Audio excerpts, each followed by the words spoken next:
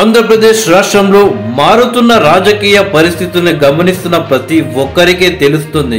ఈ ఎన్నికల్లో వైఎస్ఆర్సీపీ అధ్యక్షుడు ముఖ్యమంత్రి జగన్మోహన్ రెడ్డి పార్టీ ఓడిపోతుంది అని.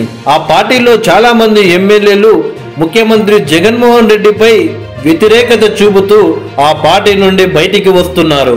ఇప్పటికే కొందరు ఎమ్మెల్యేలు ఎమ్మెల్సీలు వైఎస్ఆర్సీపీ నుండి దూరం జరిగి జనసేన టీడీపీ పార్టీలో చేరడానికి సిద్ధమయ్యారు.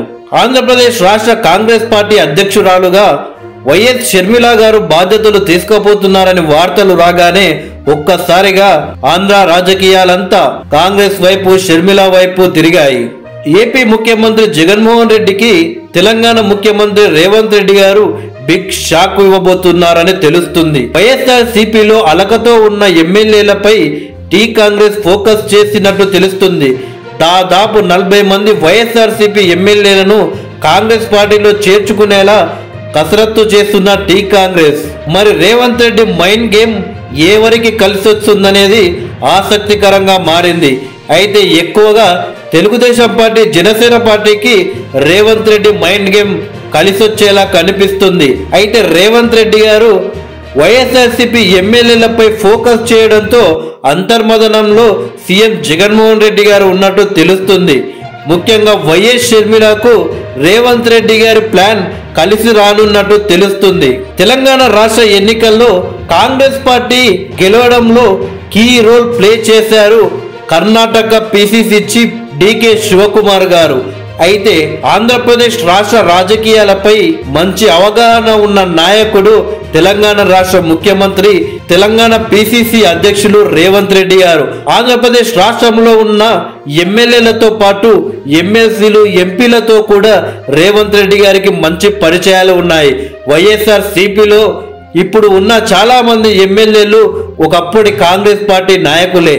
తెలంగాణ, ఆంధ్రప్రదేశ్ విడిపోవడంతో అక్కడ వచ్చిన ప్రజా వ్యతిరేకత తట్టుకొని కాంగ్రెస్ లో ఉండలేక, అలాగే కాంగ్రెస్ నుండి జగన్మోహన్ రెడ్డి బయటికి వెళ్ళి కొత్తగా వైఎస్ఆర్సీపీ పెట్టడంతో దివంగత నేత రాజశేఖర్ రెడ్డి గారి సెంటిమెంట్తో చాలా మంది వైఎస్ఆర్సీపీలో చేరడం జరిగింది.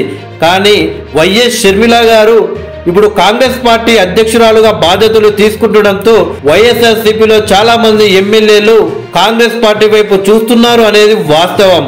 అలాగే వైఎస్ఆర్సీపీలో ఉన్న ఎమ్మెల్యేలు చాలా మందికి తెలంగాణలోని హైదరాబాద్లో చాలా ఆస్తులు ఉన్నాయి. అయితే ఇలాంటి క్లిష్ట పరిస్థితుల్లో వైఎస్ఆర్సీపీ గెలుస్తుందో గెలవదో తెలియని పరిస్థితుల్లో మనం ఇందులో ఉండేదానికంటే కాంగ్రెస్ పార్టీలో చేరి తెలంగాణ సీఎం రేవంత్ రెడ్డితో మంచి సంబంధాలు పెంచుకుంటే మన ఆస్తులు పదిలమంటూ ఆలోచిస్తున్నట్టు తెలుస్తుంది.